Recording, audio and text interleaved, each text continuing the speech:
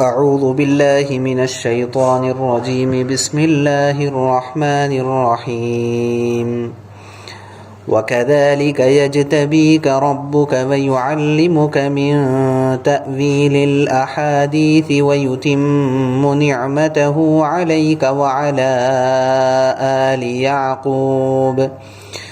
وعلى آل يعقوب كما أتمها على أبويك من قبل إبراهيم وإسحاق إن ربك عليم حكيم صدق الله العظيم. وَكَذَلِكَ يَجْتَبِيكَ رَبُّكَ، اور اسی طرح تمہارا پروردگار تمہیں منتخب کر لے گا. وَيُعَلِّمُكَ مِن تَأْوِيلِ الْأَحَادِيثِ، اور تمہیں تمام باتوں کا صحیح مطلب نکالنا سکھائے گا. وَيُتِمُّ نِعْمَتَهُ عَلَيْكَ، اور تم پر اپنی نعمتوں کو مکمل کرے گا. وعلی آل یعقوب، اور یعقوب علیہ السلام کی آل پر اپنی نعمتوں کو مکمل کرے گا. کما اتمہا علی ابویک من قبل ابراہیم و اسحاق، جیسے اس نے اس سے پہلے حضرت ابراہیم اور حضرت اسحاق علیہم الصلاۃ والسلام جو تمہارے آبا ہیں ان پر اپنی نعمتوں کو مکمل کیا ہے. ان ربک علیم حکیم، بے شک تمہارا پروردگار خوب جاننے والا اور خوب حکمت رکھنے والا ہے.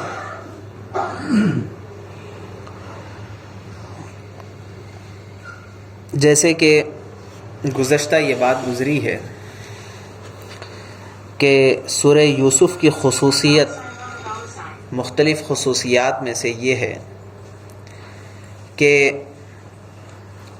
دنیا میں زندگی گزارنے والے ہر انسان کو، خواہ وہ کیسے بھی حالات میں ہوں، بہتر حالات ہوں یا پریشان کن حالات ہوں، ہر شخص کو اپنی زندگی کے اعتبار سے مختلف اسباق اس صورت کے اندر چھپے ہوئے ملتے ہیں. یہ سورہ یوسف کی خصوصیت ہے. پیچھے سے جو بات چل رہی ہے وہ حضرت یعقوب علیہ السلام اور حضرت یوسف علیہ السلام، ان دونوں حضرات کا آپس میں مکالمہ یعنی ان کی گفتگو چل رہی ہے کہ حضرت یوسف علیہ السلام نے خواب دیکھا اور حضرت یعقوب علیہ السلام کو وہ خواب بیان کیا، اور اس خواب کے بیان کرنے پر حضرت یعقوب علیہ السلام نے اپنے بیٹے کو کچھ نصیحتیں فرمائی.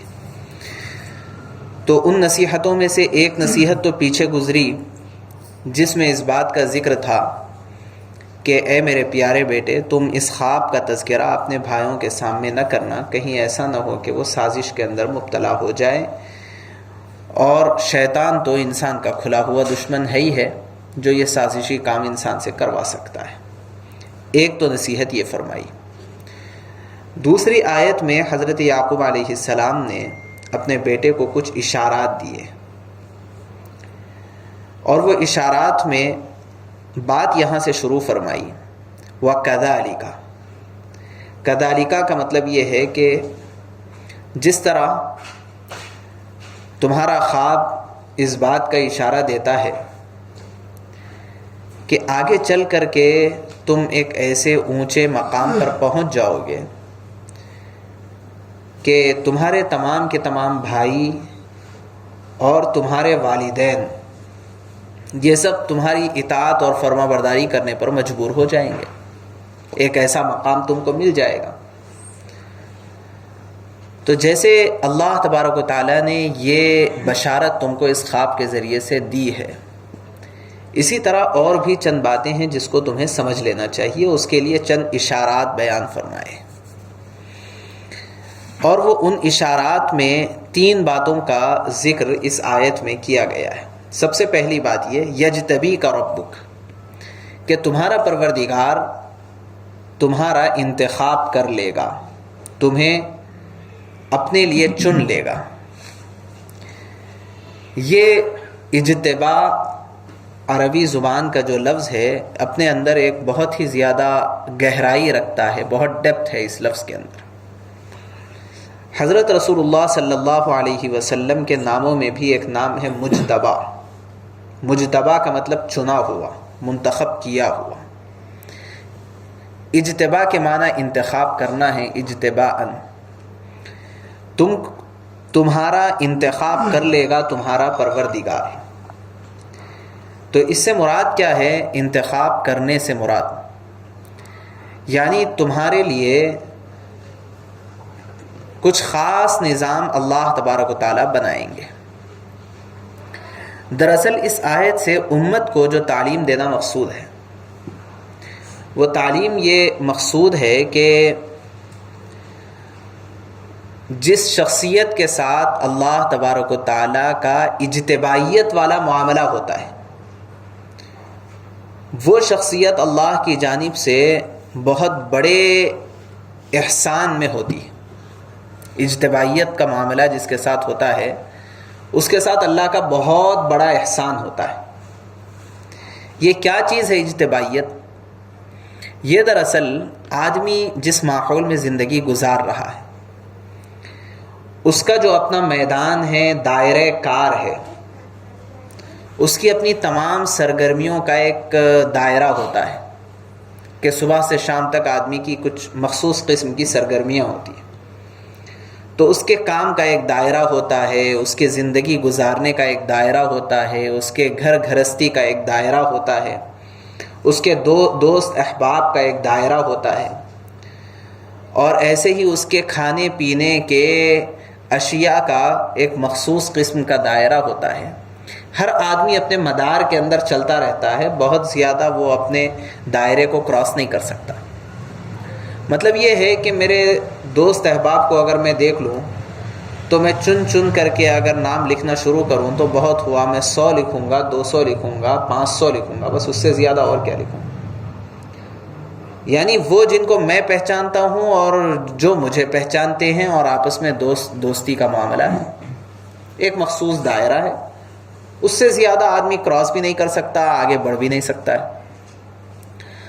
ہر شخص کے اپنے کام کا ایک دائرہ ہوتا ہے کہ میرا ایک دائرہ ہے کہ میں اپنے مدرسے کے اندر پڑھاؤں گا، اپنے کچھ اور کام ہے وہ کام سے فراغت حاصل کر لوں گا، اس سے زیادہ اور میں کر کیا سکوں گا؟ کچھ کرنے تک رات آ جائے گی، پھر صبح سے پھر وہی کرنا ہے۔ ایک شخص ہے وہ اپنی کمپنی کو جائے گا، دن بھر وہاں پر کام کرے گا اور شام ہوتے ہوتے وہاں سے واپس ہو جائے گا، اس سے زیادہ کیا کام کرے گا؟ ایک ڈاکٹر ہے، اپنے پیشنٹس کے درمیان اس کا سارا وقت گزر جاتا ہے، بس اس سے زیادہ اور کیا ہوگا؟ ایک دائرہ ہوتا ہے۔ لیکن ایک خاص بات یہ ہے کہ اللہ تبارک و تعالیٰ کا اجتبائیت والا معاملہ جس کے ساتھ وابستہ ہوتا ہے تو وہ اپنے دائرے کے اندر بہت زیادہ ماہر اور بہت زیادہ فنکار بنتا ہے۔ اس کو کہتے ہیں اللہ سے اپنے آپ کو قبول کروانا۔ رسول اللہ صلی اللہ علیہ وسلم نے اس بات کی بہت ترغیب دی ہے اور خود اپنے لیے آپ صلی اللہ علیہ وسلم نے اس بات کو مانگا ہے کہ اللہ مجھے قبول کر لیجئے۔ تو یہ اپنے آپ کو قبول کروا لینا اور جس کے لیے ہم خیر چاہتے ہیں ان لوگوں کو اللہ کے پاس سے قبول کروانا، یہ ایک اللہ کی جانب سے غیر معمولی نعمت ہے جس کا عام طور پر اندازہ نہیں ہوتا۔ نعمت تو عام طور پہ آج کل سمجھ میں آتی ہے کہ جو ہے پیسہ مل جائے، مال و دولت مل جائے، اور اس کے ساتھ کچھ کیا کہا جائے، اچھی نوکری مل جائے، بس اسی کو عام طور پر نعمت سمجھا جاتا ہے۔ کچھ حسن و جمال مل جائے، کھانے پینے کو کچھ اچھا مل جائے، غیر شادی شدہ لڑکے لڑکیوں کے لیے اچھا جوڑا مل جائے، اتنی ہی چیزوں کو عام طور پر نعمت سمجھا جاتا ہے۔ نعمت دراصل بہت زیادہ وسیع مفہوم رکھنے والی ایک چیز کا نام ہے۔ انہی چیزوں میں سے ایک اہم چیز اللہ کی جانب سے قبولیت کا اتر جانا اور اللہ کی جانب سے اجتبائیت کا اتر جانا، یہ دراصل ایک بہت بڑی نعمت ہے۔ جس شخصیت کے ساتھ اللہ کی جانب سے اجتبائیت والا معاملہ شروع ہو جاتا ہے، وہ شخصیت اپنے، بلکہ سیدھا سے اگر اس کو سمجھانا چاہے اور سمجھنا چاہے تو یہ ہے کہ جس شخصیت کے ساتھ اجتبائیت والا معاملہ ہو جاتا ہے تو وہ شخصیت پھر دوسروں کی محتاج نہیں رہتی ہے، دوسرے اس شخصیت کے محتاج بن جاتے ہیں، خواہ وہ کسی بھی دائرے اور کسی بھی فیلڈ کا آدمی۔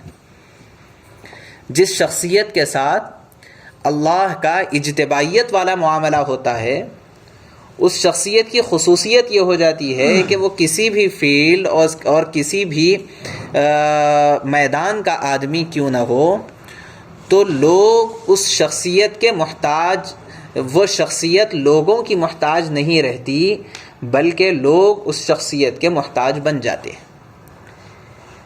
یہ صورتحال ہوتی ہے اس وقت جب کہ اللہ کا اجتبائیت والا معاملہ ہو۔ اب ہمیں یہ سمجھنا ہے اور غور کرنا ہے کہ کہاں کہاں یہ اجتبائیت والا معاملہ ہمارا ہونا چاہیے۔ اس کا مفہوم بہت زیادہ وسیع ہے، یعنی اللہ کی جانب سے قبولیت کے ہم محتاج ہیں اپنے خاندانی اعتبار سے۔ مثال کے طور پر اگر شوہر بحیثیت شوہر مقبول نہ ہوا تو اس کی حیثیت اپنے گھر میں شوہر کی نہیں رہے گی، ایک نوکر کی بن جائے گی۔ بیوی بحیثیت مقبول، اگر بحیثیت بیوی اور بحیثیت ایک زوجہ کے مقبول نہیں ہوئی تو اس کی حیثیت اپنے گھر میں ایک خادمہ اور ایک کام کرنے والی سے زیادہ نہیں رہ جائے گی۔ بیٹا بحیثیت بیٹا مقبول نہیں ہوا تو اس کی حیثیت کوئی خاص نہیں بنے گی بلکہ وہ اپنے گھر کا ایک عام آدمی بن کر کے رہ جائے گا۔ ہم جس میدان میں کام کر رہے ہوں، مثال کے طور پر ہم اسٹوڈنٹ ہیں، بحیثیت اسٹوڈنٹ اگر اللہ کی جانب سے قبولیت ہمیں نہ اتری ہو تو اس کے نتیجے میں ہمارا کوئی امتیاز اپنے تعلیمی میدان میں نہیں پیدا ہوگا۔ ٹیچر بحیثیت ٹیچر اللہ کی جانب سے مقبول نہ ہوا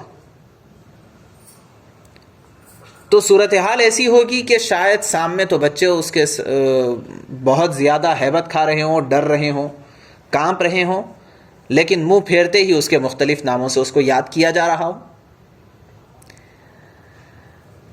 تو کوئی بھی شخص ہو، کسی بھی میدان میں کام کرنے والا ہو، اس کی اپنی گھریلو زندگی ہو، کاروباری زندگی ہو، یا پھر یہ کہ اس کی اپنی معاشرتی زندگی ہو، اور وہ کسی بھی میدان میں کام کرنے والا ہو، اجتبائیت والا معاملہ اللہ کی جانب سے اگر نہیں ہوتا ہے تو اس کے نتیجے میں وہ شخص کبھی بھی آرام اور سکون کے ساتھ نہیں رہ سکتا ہے، کیونکہ ہر وقت اس کو اس بات کی فکر لگی ہوئی رہے گی کہ میں اپنے میدان کے اندر اپنے آپ کو کیسے منوا لوں۔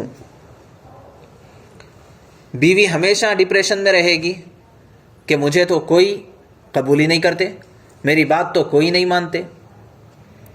بیٹا ہمیشہ ڈپریشن میں رہے گا کہ مجھے کوئی کیئر نہیں کرتے۔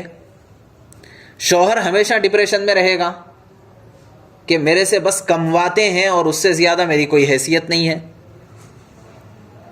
دکاندار ہمیشہ ڈپریشن میں رہے گا کہ میرا مال کوئی خریدنے کے لیے آتا ہی نہیں ہے۔ ٹیچر ہمیشہ ڈپریشن میں رہے گا کہ میری بات تو بچے مانتے ہی نہیں ہیں۔ یہ جو معاملہ ہے اجتبائیت والا معاملہ، یہ بہت زیادہ اہم ہے اور اللہ کی جانب سے ایک بہت بڑی نعمت ہے۔ اس کے لیے اپنے آپ کو اللہ کے بارگاہ میں قبول کروانا ہر حیثیت سے یہ بہت زیادہ ضروری ہے، اور اس کے ایک مکمل نمونہ حضرت رسول اللہ صلی اللہ علیہ وسلم کی شخصیت ہے۔ اسی وجہ سے صرف اسی بنیاد پر آپ صلی اللہ علیہ وسلم کو اللہ تبارک و تعالیٰ نے اسوہ حسنہ قرار دیا ہے، آئیڈیل نمونہ، اسوہ حسنہ۔ لقد کان لکم فی رسول اللہ اسوۃ حسنہ، کہ رسول اللہ صلی اللہ علیہ وسلم کی زندگی میں تمہارے لیے ایک بہترین نمونہ ہے۔ آپ نے بہت سی مرتبہ سنا ہوگا کہ یہ نمونہ اللہ نے جو قرار دیا ہے اس کی وجہ کیا تھی؟ اس کی وجہ یہ تھی کہ اللہ تبارک و تعالیٰ سے آپ صلی اللہ علیہ وسلم نے اپنے آپ کو ہر میدان میں قبول کروایا. لہٰذا آپ ایک کمانڈر تھے تو انتہائی کامیاب کمانڈر تھے. آپ اگر بادشاہ تھے تو انتہائی کامیاب بادشاہ تھے، انتہائی کامیاب سیاستداں تھے، امام الانبیاء تھے، انتہائی مقبول شفیق اور رحیم باپ تھے، انتہائی بہترین شوہر تھے ہر اعتبار سے. تو یہ اتنی بڑی نعمت جس کا اندازہ ہم نہیں لگا سکتے ہیں، اس نعمت کا اشارہ یہ ایک جملے میں حضرت یعقوب علیہ السلام نے حضرت یوسف علیہ السلام کو دیا. اور یہ اشارہ کوئی عام بات نہیں تھی، ایک بہت ہی زیادہ اونچی سوچ رکھنے والا باپ ہی اپنے بیٹے کو دے سکتا تھا. ہر ایک کے بس کی بات نہیں ہے. تو سب سے پہلی بات تو یہ، اور دوسرے یہ کہ اللہ نے حضرت یعقوب علیہ السلام کے ان الفاظ کو قرآن پاک میں نازل کر کے قیامت تک آنے والے لوگوں کے لیے اس بات کی اہمیت کا اشارہ دے دیا کہ معاملے اجتبائیت اور اللہ کی جانب سے اجتبائیت اور اللہ کی جانب سے اپنے آپ کو قبول کروا لینا، یہ دراصل انسان کی پوری زندگی میں کامیابی کا نقطہ ہے. یعنی وہیں سے کامیابی شروع ہوتی ہے، وہیں سے آدمی اپنے آپ کو سیٹسفائی محسوس کرنے لگے گا، مطمئن محسوس کرنے لگے گا. اور وہ اطمینان جو ہے نا، وہ اطمینان سے پہلے کہیں بھی جو ہے کامیابی نہیں ہے. کامیابی تو اطمینان کے بعد ہی. آپ مطمئن نہیں ہیں تو کیا ہے پھر؟ کچھ بھی نہیں ہے. مثال کے طور پہ آپ بہت اچھے کپڑے پہن لیے اور پوری دنیا میں جو سب سے زیادہ قیمتی لباس ہو سکتا تھا وہ آپ زیب تن کر لیے، لیکن وہ کپڑے پہن کر کے آپ مطمئن نہیں ہیں تو کیا فائدہ؟ وہ کپڑے پہن کر کے آپ خود مطمئن نہیں ہیں.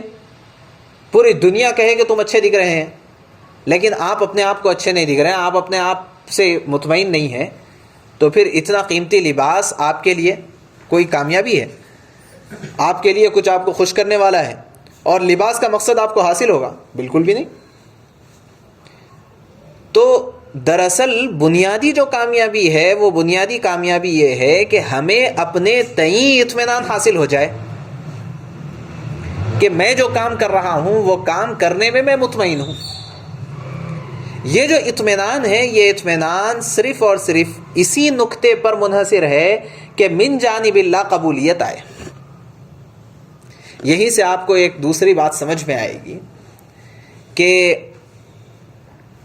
بہت سی مرتبہ ایسا ہوتا ہے کہ آدمی کسی کام سے مطمئن نہیں ہے اور پوری دنیا اس کے لیے وہ کام اچھا کہہ رہی ہے. پوری دنیا یہ کہہ رہی ہے کہ تمہارے لیے یہ تعلیم بہت اچھی ہے اور آپ کو اس تعلیم سے کوئی دلچسپی ہی نہیں ہے.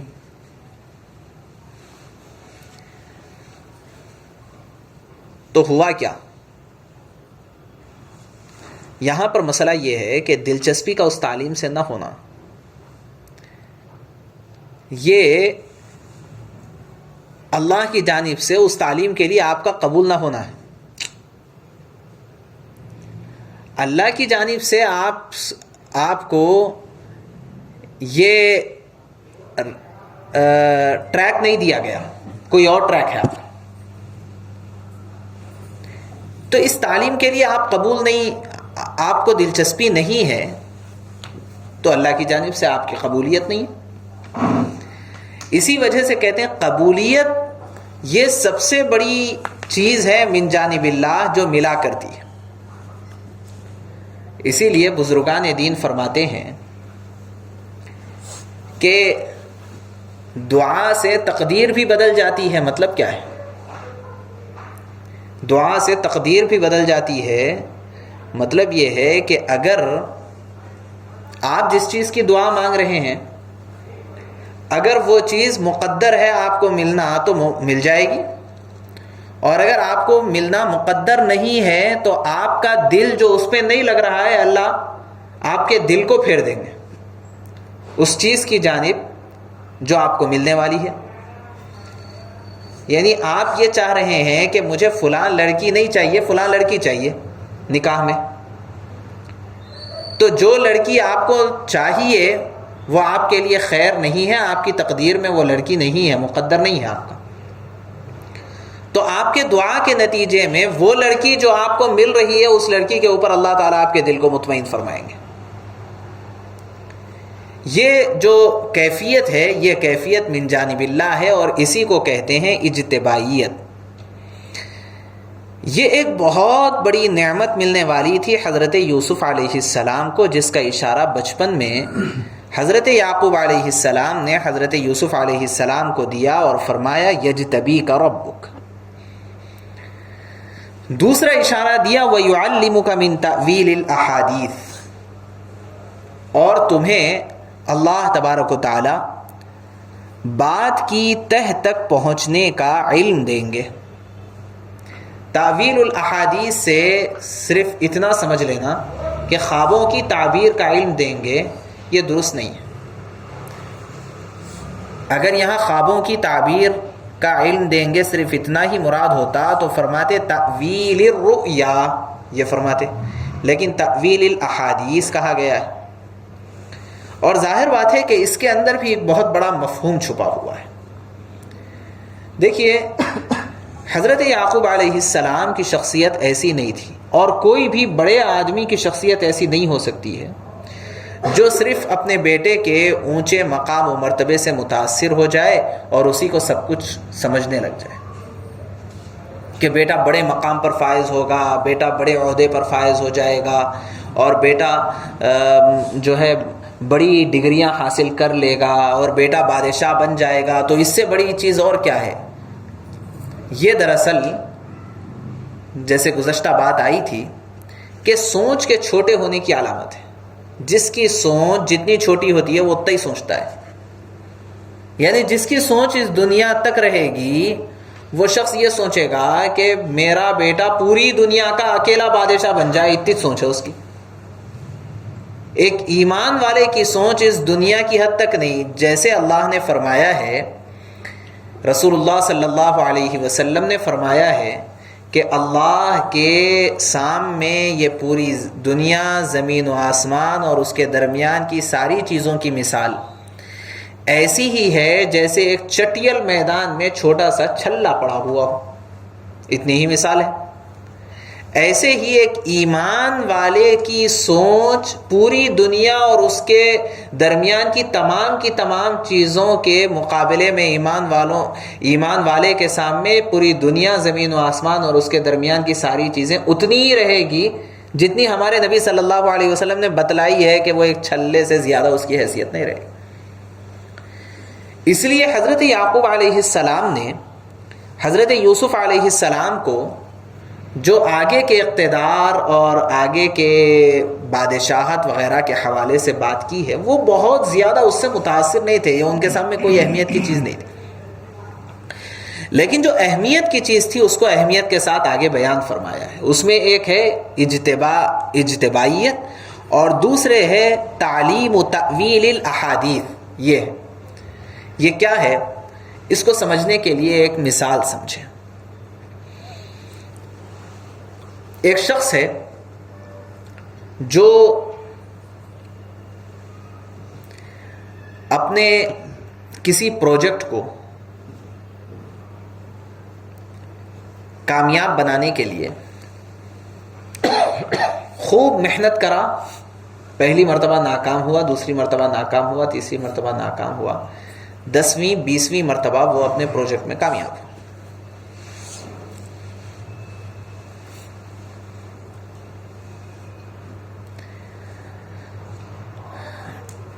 ڈاکٹر صاحب کا گھر ہے تو ڈاکٹر صاحب کی ایک مثال،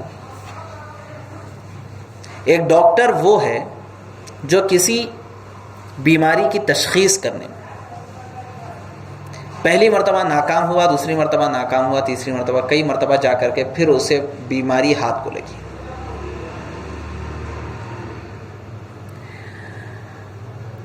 آپ کے سامنے کوئی اپنے گھر کا جھگڑا لے کر کے آئے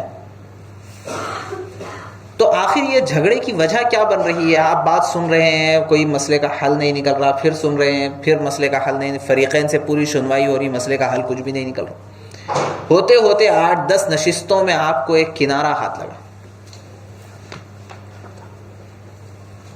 بعض مسائل ایسے ہوتے ہیں کہ اس میں آدمی کئی مرتبہ گرتے پڑتے ہوتے پھر زندگی کے ختم پر اس کے سامنے اس مسئلے کا حل ہوتا ہے۔ ایک بڑی تنظیم ہمارے علاقے میں بلکہ ہمارے ملک میں کام کر رہی ہے۔ اس تنظیم کے سلسلے میں کہا جاتا ہے کہ 100 سال سے بہت ساری ناکامیوں کا سامنا کرتے کئی مرتبہ گرتے پڑتے، اب وہ کچھ کامیابیوں کا اور اپنے مشن میں اپنے آپ کو سکسیس ہونے کا کچھ موقع پا رہے ہیں۔ ٹھیک ہے، یہ ایک پہلو ہے۔ دوسرا پہلو یہ ہے کہ آپ کسی بات کو سن کر کے اس کی تہ تک پہنچ جائیں کہ آخر یہ بات پیدا کہاں سے ہوئی۔ ڈاکٹر بیماری کو دیکھ کر کے اس کی تہ تک پہنچ جائے کہ آخر یہ بیماری کی جڑ کہاں پر ہے۔ مقدمہ سننے والا مقدمہ سنتے ہی سمجھ جائے کہ آخر یہ جھگڑا پیدا کہاں سے ہوا۔ آپ کوئی کام لے کر کے اٹھ رہے ہیں اور کام کرنے کے لیے آگے بڑھ رہے ہیں تو بار بار ناکامی کا سامنا کرنے کے بجائے آپ کوئی ایسی ترتیب بنائیں کہ جس ترتیب کے ذریعے سے پہلے ہی مرحلے میں آپ کامیاب ہو جائیں۔ یہ بھی اللہ تبارک و تعالیٰ کی جانب سے ایک بہت بڑی نعمت ہے کہ کسی بھی معاملے میں آدمی کا فوری اس کے ڈیپتھ کو پکڑ لینا، اس کا اندازہ لگا لینا، اور یہ ہر ایک کو حاصل نہیں ہوتی۔ اور اس نعمت کا کنیکشن ہے پچھلے والی نعمت سے۔ اجتباعیت جہاں پر ہوتی ہے وہاں تعلیم و تأویل الاحادیث بھی ہوتا ہے، کہ جب کوئی شخص اپنے آپ کو کسی میدان کے لیے قبول کرواتا ہے تو اللہ تبارک و تعالیٰ اسی کے نتیجے میں یہ نعمت بھی دیتے ہیں۔ حضرت یوسف علیہ السلام کو اللہ نے یہ نعمت دی تھی کہ کسی بھی بات کی تہ تک پہنچنا ان کے لیے بہت آسان تھا، کسی بات کی تہ تک پہنچنا۔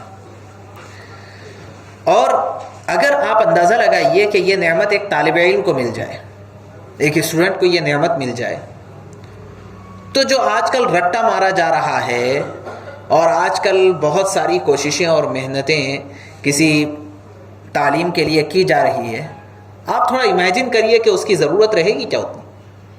پوری دنیا مل کر کے آج صرف اس بات پر لگی ہوئی ہے اور لوگوں کو لگائی ہوئی ہے کہ انرجی کہاں سے کریٹ ہو رہی ہے۔ شاید آپ سمجھ رہے ہوں، پوری دنیا مل کر کے محنت کر رہی ہے، انرجی کہاں سے کریٹ ہو رہی ہے، کہاں سے بن رہی ہے انرجی۔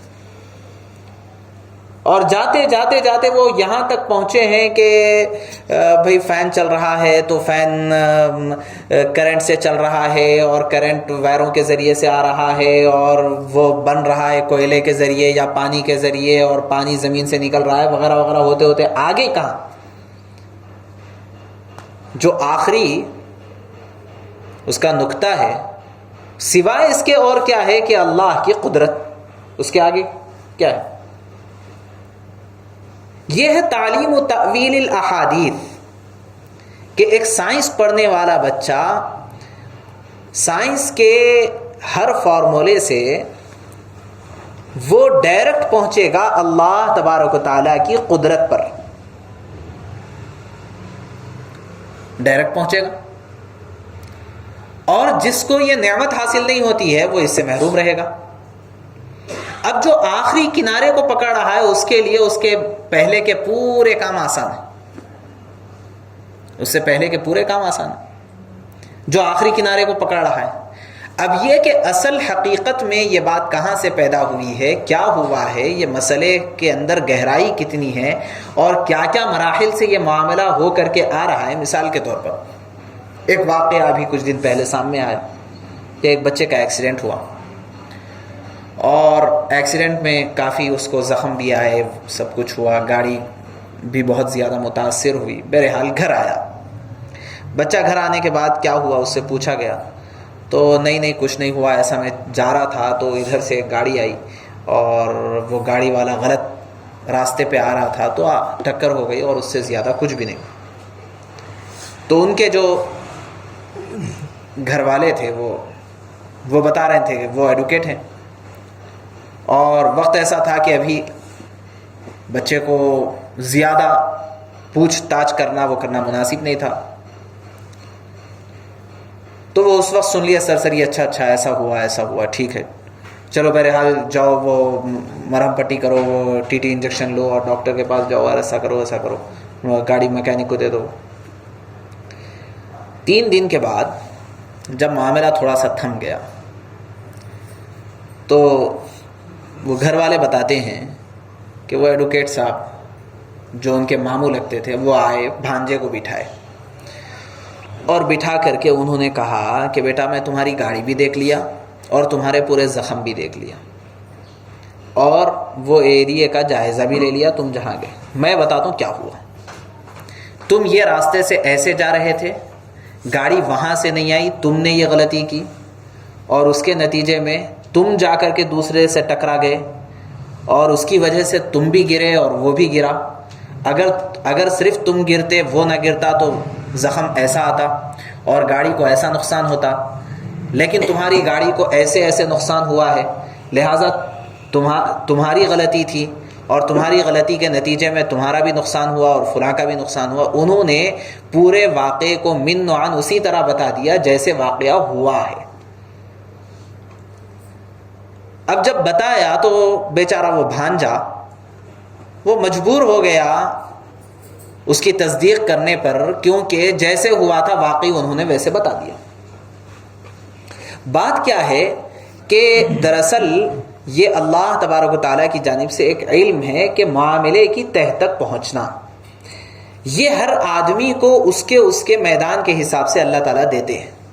چنانچہ حضرت علی رضی اللہ عنہ کے سلسلے میں کیا آثار کے اندر یہ بات مستقل ملتی ہے کہ حضرت علی کو اللہ تبارک و تعالیٰ نے قضاء کے سلسلے میں یہ علم دے دیا تھا، قضاء کے سلسلے میں فیصلے کرتے تھے، اور ایسے عجیب فیصلے اور ایسے مشکل مسائل کو اتنا آسانی کے ساتھ حل کرتے تھے کہ جس کی نظیر اس کے بعد سے آج تک نہیں ہے۔ یہ حضرت علی رضی اللہ عنہ کو اللہ نے فن دیا تھا۔ قضاء مطلب فیصلے کرنے کو کہتے ہیں۔ قاضی سے جوڈیشری پہ بہت زیادہ کمانڈ تھا حضرت علی رضی اللہ عنہ۔ بہرحال تو یہ ہے تعلیم و تأویل الاحادیث، اور یہ تعلیم و تأویل الاحادیث کا تعلق ہر میدان سے ہے، ہر فیلڈ سے ہے۔